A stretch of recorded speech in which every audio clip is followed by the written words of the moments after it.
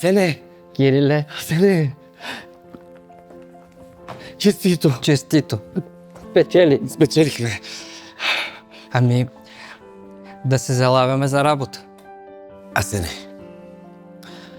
дай преди да почнем този път, да отидем на училище за български политици. Да не правим същите грешки като преди. Знаеш какви неща говорят за нас. Че сме аматьори. Ами, май наистина имаме нужда от училище за български политици. Ами, айде!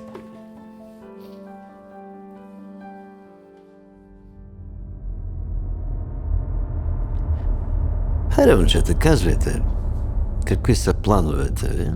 Пък аз ще ви дам съветите на един истински професионален български политик. Ще продължим да вдигаме заплатите и пенсиите, без да вдигаме дефицит. Асене, ти си пълен аматьор. Не се ли сещаш, бе, момче, че като вдигнеш заплатите и пенсиите, ще не изчезне излишъка и на края на годината няма да можеш да раздадеш на батко и на братко.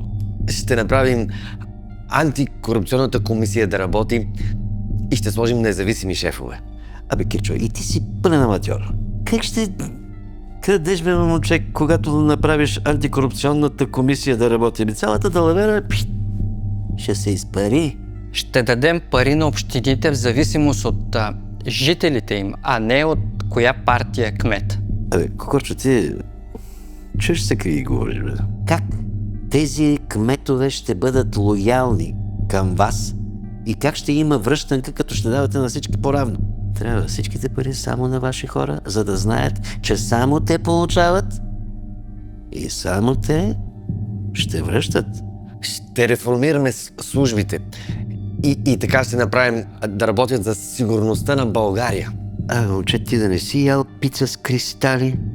Нали, ако започнеш да гониш службите, веднага ще те побъркат с измислени компромати с фалшиви новини. За 35 години преход никой не е успял да направи реформа в службите. Направихме детските градини безплатни. Сега ще продължим да даваме по-големи облекчения на младите семейства. Ще платим лихвата на първото жилище. Ще направим така, че младите хора да останат в България. Асене, айде стига това с алабала. Как така ще крадеш от младите? Как ще крадеш от децата? Не може. Всичките пари трябва да отиват в уж строение на пътища, после вече започват наземни работи, машиносмени, по-малко асфалтче, по-тънички мантинелки и тогава вече се пълни чувалчетата. Нали? Това си го знаете. Ще продължаваме с програмата за подпомагане на цените на тока за бизнеса, както го правихме сега, до юли, за да може българския бизнес да расте и да има по-големи заплати за работниците си. Ти с тези идеи защо не вземеш самолета и да се махнеш на Лондон? Айде, за Канада. Далаверата с тока е малко по-различна. Взимаш високи цени на бизнеса и на домакинствата. Подстригваш ги като овце и после правиш Делчо Спасов там с когото трябва. И се отчиташ. Отчиташ се и на дебелото момче също. А пък ти, дето се вика, може и някой зайчаренче да се направиш в Испания. Ще оправим младите медицински сестри и лекари, така че да останат в България, за да имаме по-добро здравеопазване. Ще оправиш младите медицински сестри. И браво! Това е първата мярка, която много ми харесва. Браво, бе. И аз обичам да оправя млади сестрички. Заплатите на младите медицински сестри. Заплатите.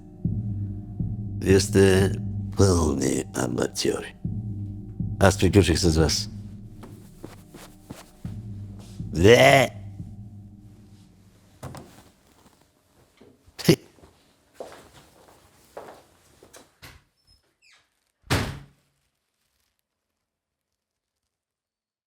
Кириле, май аматьори ще се остане.